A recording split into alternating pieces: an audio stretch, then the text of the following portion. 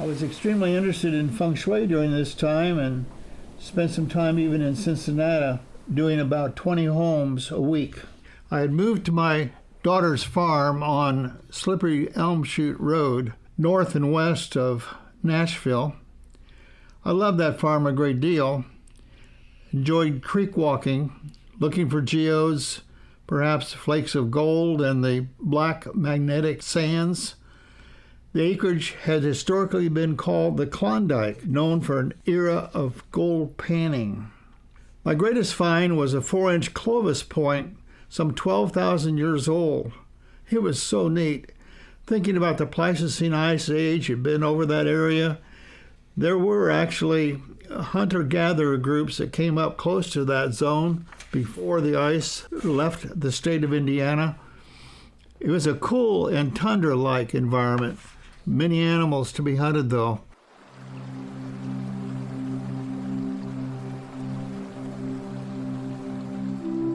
I also became very interested in Tibetan Buddhism, spending time at the Cultural Center on Snotty Road southeast of Bloomington, and developing a friendship with Norbu, the Dalai Lama's oldest brother.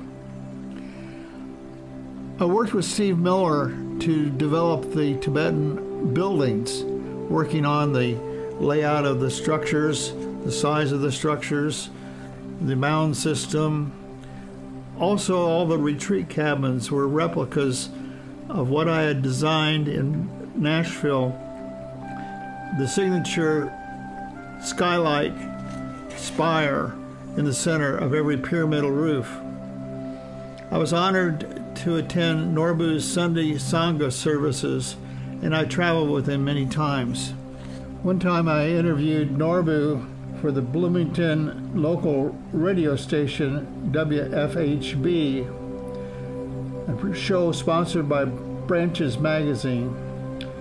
I told the technicians that Norbu's energy could cause them some technical problems, and they said that hadn't happened in 3 years.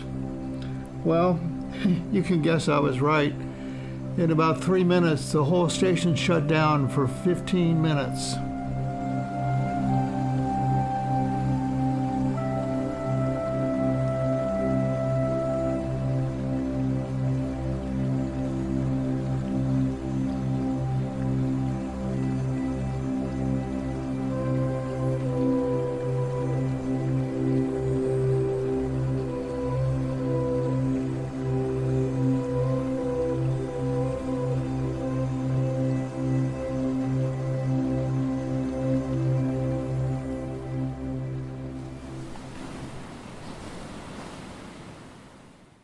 I found out from a former colleague, Bloomington Planning, there was a planning director position opening up in Huntingburg, Indiana, a city of about 8,000 people just south of Jasper.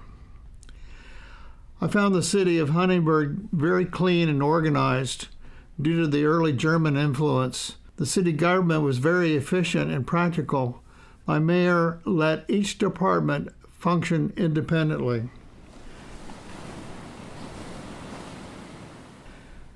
I realized I couldn't continue with the Rotary Club, though, way down there in Huntingburg.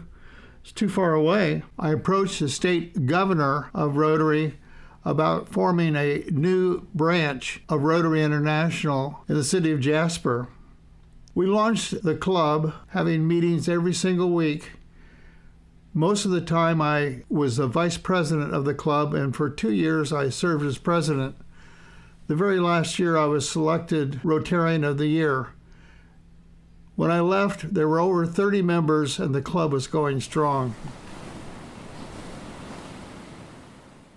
While at Huntingburg, I continued to teach geography classes at Columbus, at least the first term or two, and then many workshops for the planning commissions around the state, sponsored by Purdue University.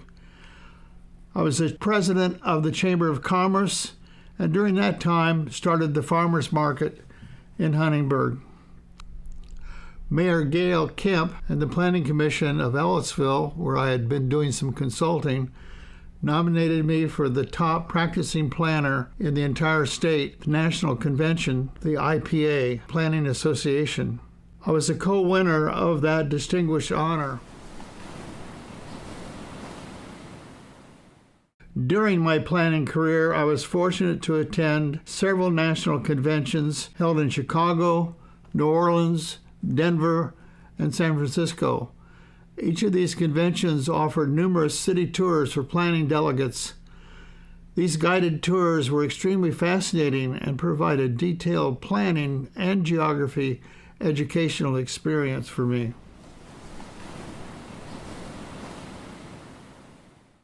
My 5.5-year tenure as planning director of the city of Huntingburg, I initiated a lengthy application process to secure the entire commercial district along 4th Street as a recipient of the prestigious designation National Register of Historic Places.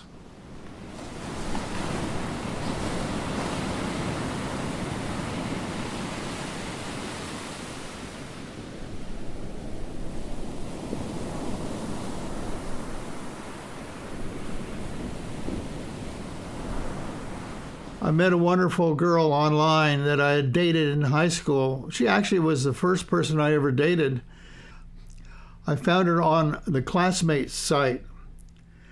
I went down the hall to talk to my secretary and ask her, "Do you think I should follow through and contact Jean?" My secretary said, "Look at you. You must call her right away." I did, and lo and behold, I met her in Carmel, Indiana, in the next few days. When Jean came to meet me at the front door, my heart melted. I had not seen her in 45 years. Jean lived in an upscale home at a master suite upstairs with a large, modern bathroom. Jean had 2 adult children, Doug and Kim. She had recently retired from her professional position as a registered nurse, had authority over an entire medical unit at Indianapolis Hospital in the intensive care units and the burn unit. My weekend was fabulous with Jean, to say the least. My experience was topped off by her sending me a dozen roses to my office on Monday morning.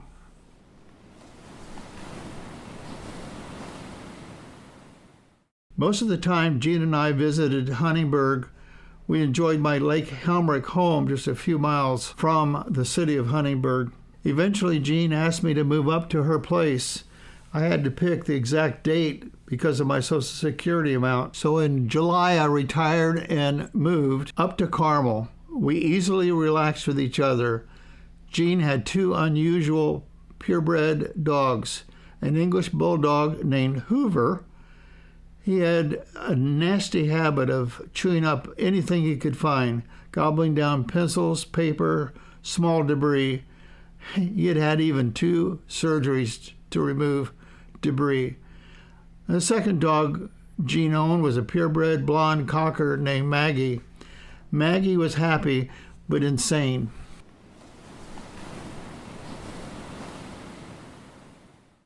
As the summer passed into fall, I already had joined the Carmel Rotary Club, meeting several times a week. One of my adventures included going out to San Francisco. Jean attended with me. I arranged for my feng shui mentor, David Daniel Kennedy, to fly out to Indianapolis from San Francisco to teach about 30 students in the advanced art of feng shui over a 3-day period. It wasn't long until Jean and I were engaged. Jean's daughter, Kim, had purchased some Neil Diamond tickets for a concert event in Los Angeles. Jean was excited about flying with her daughter to the West Coast. Little did she know that the long plane ride may have created an acute health issue.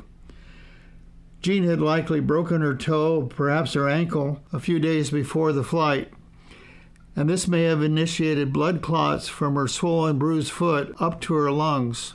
She drove up to Chicago to visit her sister, and coming home she was totally exhausted.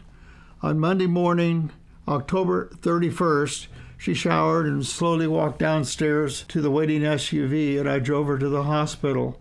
Immediately, the professional staff were concerned and gave her some stabilizing medication. When they wheeled her out from the small room to the CAT scan, daughter and son and I went down to the cafeteria for a quick lunch. We came back. The doctor said in a stressed voice she was suffering with blood clots in both lungs. A second doctor came in a few minutes later saying that she was in critical condition.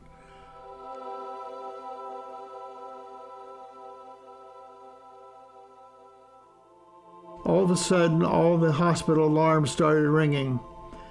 In about 5 minutes, we were told that she had passed away. It was Halloween night, and I returned to her home.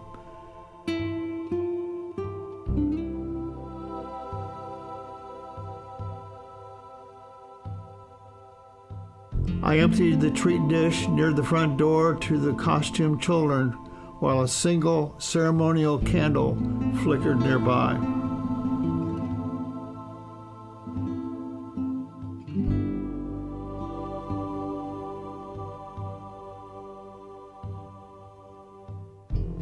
Since I was not married to Jean, I had to leave her home within 2 weeks.